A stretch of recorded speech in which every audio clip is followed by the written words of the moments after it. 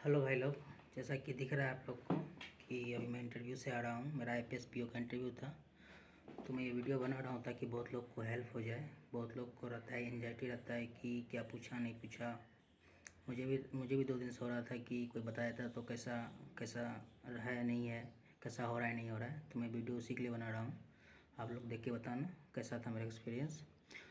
तो आज मेरा सेकंड शिफ्ट में था 1:30 बजे, तो मैंने हाँ सॉरी 1 बजे। तो मैंने 12 बजे ही मैं पहुंच गया था वहाँ।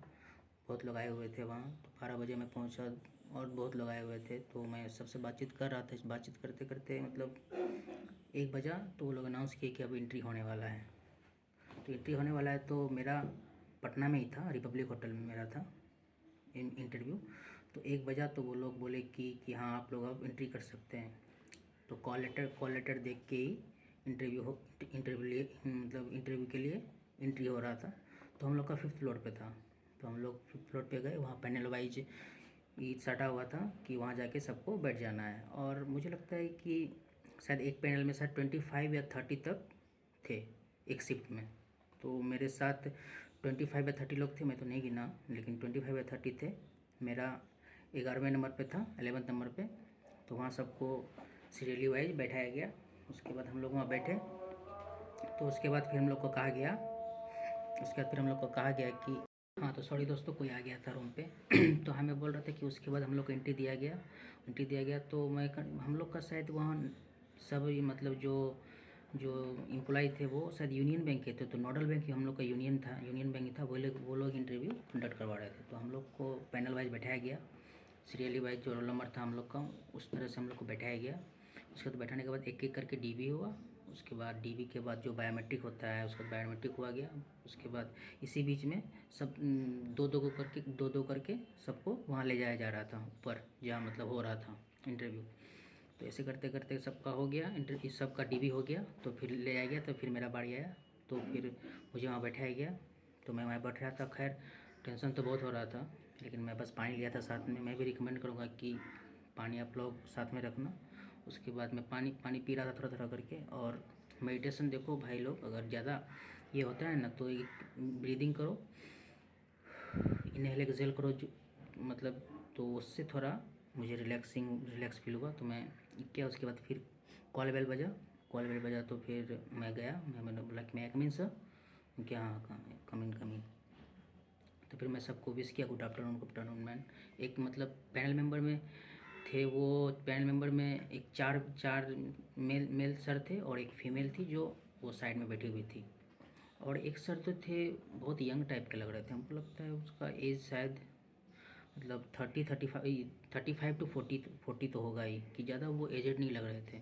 तो उसके बाद मैंने बैठा, मैंने सबको ग्रीटिंग किया। उसके बाद मैंने बैठने के बाद थैंक यू बोला। उसके बाद उसने बोला कि अच्छा कमलेश तुमने क्या किया है। अच्छा हाँ, तो उसने बोला कि हाँ अपना इंट्रो दो। तो मैंने इंट्रो दिया कि मैं कहाँ से हूँ, नहीं से क्या किया हूँ नहीं किया हूँ, मेरा हॉबीज़ क्या है।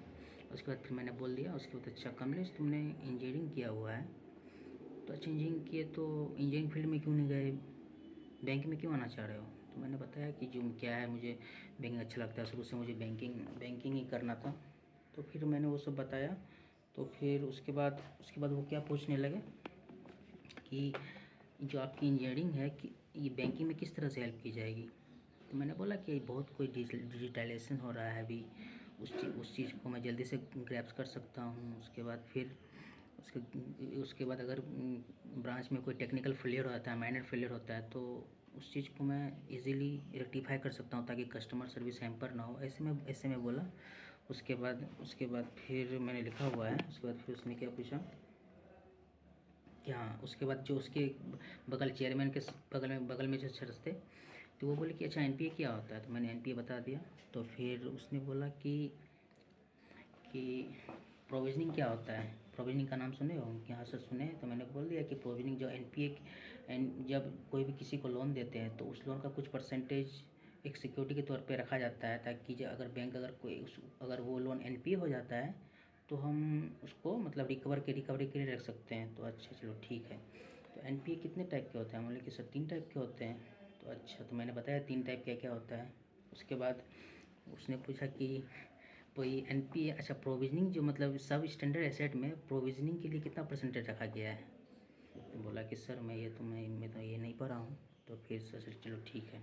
उसके बाद फिर उसने दूसरे सर को तीसरे सर को ही कर दिया, ट्रांसफ़र कर दिया। तो अच्छा उसने बोला कि अच्छा आपने इंजीनियरिंग किया हुआ है? मैंने कहा यस सर। तो किस में किया हुआ है? तो मैंने अपना ब्रांच बताया, इलेक्ट्रिकल इलेक्ट्रॉनिक्स से था मेरा।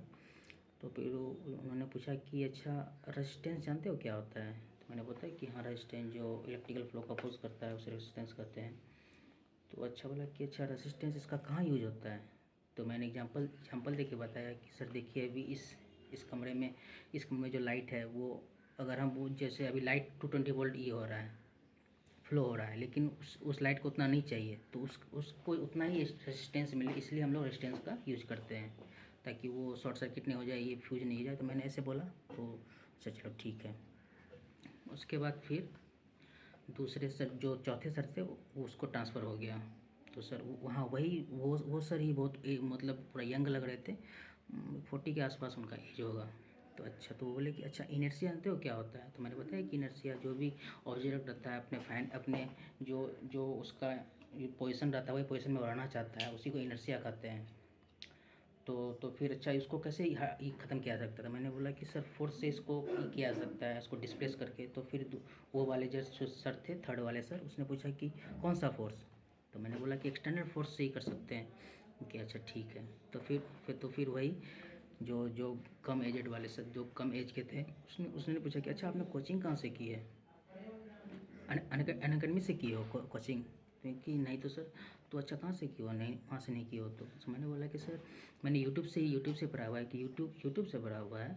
क्योंकि हाँ सर यूट्यूब से पढ़ा हुआ था। अच्छा यूट्यूब में किससे पढ़े हो? मैंने बोला कि रीजनिंग में अंकुश लांबा सर से पढ़े हैं, इससे पढ़े हैं। उसके बाद मैथ में आशीष सर को फॉलो किया था। तो मैंने इतना ही बोला था। अच्छा बैंकिंग के लिए इंटरव्यू के लिए क्या किए हो? इंटरव्यू के लिए भी कोचिंग किया? कि सर कोचिंग तो नहीं किए हैं, बस इंटरव्यू का एक्सपीरियंस पिछले साल लोगों ने दिया था, उसका एक्सपीरियंस देखा था। उसके बाद मैं अनिल अग्रवाल सर को फॉलो करता हूँ, उनका एक प्लेलिस्ट है, तो वो उनका मैंने देखा था। कि अच्छा चलो ठीक है। तो उसके बाद वही सर पूछे कि अच्छा मॉनेटरी पॉलिसी, जैसे अभी मॉनेटरी पॉलिसी में बहुत कुछ चेंज हुआ है, तो अभी जो चेंज हुआ है उससे क्या इफेक्ट पड़ेगा मार्केट में? तो मैंने बोला कि सर अगर बट जैसे अभी sir for example repo rate बढ़ गया है, तो रेपो रेट अगर बढ़ गया है तो लोन भी महंगे हो जाएंगे। तो मार्केट में लोग कम लोन लेंगे तो फ्लो ऑफ मनी कम होगा। अच्छा तो बोले कि फ्लो ऑफ मनी कम होगा, तो क्या हो जाएगा? तो बोले कि सर डिमांड कम हो जाएगा। तो उसने बोला डिमांड कम हो जाएगा तो फिर क्या होगा? तो फिर उसके बाद मैं ब्लैंक हो गया कि फिर क्या होगा। तो फिर बगल वाले सर थे, क्या होगा, जो शॉपकीपर है वो अपना दाम कम कर देंगे तो महंगाई घट जाएगी। तो इनके हाँ सर यस सर, हाँ ये भी है। उसके बाद फिर मैम के पास चला गया। मैम बोली कि अच्छा कि कुछ सोशल सिक्योरिटी स्कीम के बारे में कुछ पढ़े हो? तो फिर मैं पूरा ब्लैंक हो गया उस समय। तो फिर मैंने पॉज लिया थोड़ा सा। उसके बाद बोला कि हाँ मैम, जैसे अटल पेंशन योजना है, प्रधानमंत्री सुरक्षा बीमा योजना है, जीवन ज्योति बीमा योजना। अच्छा अटल पेंशन योजना के बारे में क्या जानते हो?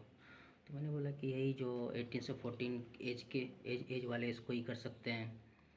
और इसमें जो मतलब स्मॉल अमाउंट में वो सेविंग करते हैं, और जब उनका 60 प्लस हो जाता है तो वो मैच्योर हो जाता है। उसके बाद उन लोग को 1,000 2,000 या 3,000 4,000 5,000 तक के डिनोमिनेशन में हर मंथ उन लोग को मिलता है। तो फिर हो गया, इतना हो गया।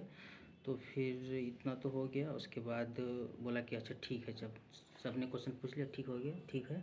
उसके बाद बोला कि ठीक है आप एक ट्रॉफ़ी ले लीजिए और अब आप जा सकते हैं, आपका इंटरव्यू हो गया। तो बोला कि ठीक है, thank you sir, thank you sir.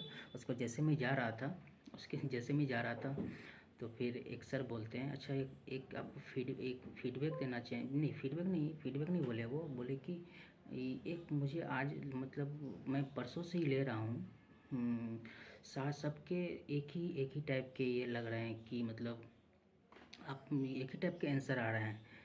आप लोग सब कहाँ से पढ़ रहे हो? सब एक ही टीचर को तो नहीं फॉलो कर रहे हो? किसी जो भी मैंने पूछा, मतलब मुझे मैं 9 तारीख से ले रहा हूँ, तो सबका क्वेश्चन में वैरायटी नहीं दिख रहा है, ये आंसर वैरायटी नहीं दिख रहा है। सब लगता है एक ही टाइप का क्वेश्चन, एक ही टाइप का बोल रहा है। जैसे मॉनेटरी पॉलिसी हो गया, फिर बैंक में क्यों होना चाहते हो, सब एक ही टाइप का बोल रहा है, ऐसा क्यों हो रहा है?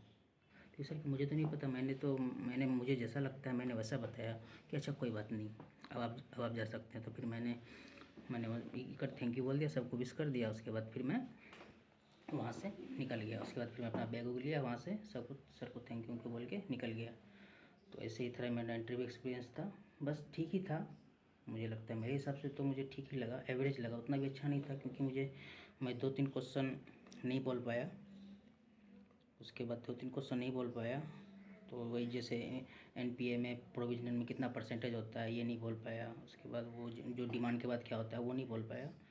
तो ठीक था मुझे लगता है। पता नहीं, देखते हैं क्या होता है। और ये भी डिपेंड करता है कि मेंस में मार्क्स कितना है। तो देखते हैं मेंस में मार्क्स अगर अच्छा होगा तो होगा, नहीं तो फिर देखते हैं क्या होता है। खैर मैं अब शेयर करूँगा आप लोग से कि क्या कितना मार्क्स आता नहीं आता है। और मैं ये सजेशन देता हूँ, मतलब देना चाहता हूँ कि आप लोग डरिए मत, वो अंदर में कुछ नहीं होता, कुछ नहीं होता। मतलब मैं इतना डर, मतलब बाहर में मुझे लग रहा था कि पता नहीं क्या पूछ देंगे नहीं पूछ देंगे, लेकिन कुछ वैसा नहीं पूछते हैं। ऐसा कुछ डीप में नहीं पूछते हैं, बस ऊपर ऊपर ही पूछते हैं। अगर कोई डीप क्वेश्चन अगर आप लोग से पूछते भी हैं तो उनका एक ही मकसद होता है कि जो अगर अगर कोई ऐसा क्वेश्चन आ जाए तो ये कैसे डील करता है, ये ब्लैंक तो नहीं हो जाता है, ये तो कहीं नर्वस तो नहीं हो जाता है, बस तो ये उसी के लिए होता है। अगर कोई अगर अगर अगर कोई क्वेश्चन आपको सुना हुआ नहीं हो तो बाकी कोई नहीं, बाकी ठीक ही होता है, ठीक ठाक। आपको बस कॉन्फिडेंट रहना होता है। तो बस यही था। और क्या, बस ठीक है था। और हाँ, चाय वहाँ चाय पानी भी पूरा दिया जा रहा, जब मैं निकलने लगा तब सबको चाय पानी दिया जा रहा था, बिस्किट भी दिया जा रहा था। तो मैंने लिया, मैं बस वापस आ गया। तो बस इतना ही था। ठीक है दोस्तों, अगर वीडियो को अच्छा लगा हो तो लाइक कीजिएगा, और सब्सक्राइब तो खैर अभी मेरा पहला वीडियो है तो अब पता नहीं क्या होता है। अगर बस अच्छा लगे तो लाइक कीजिएगा। Thank you, bye.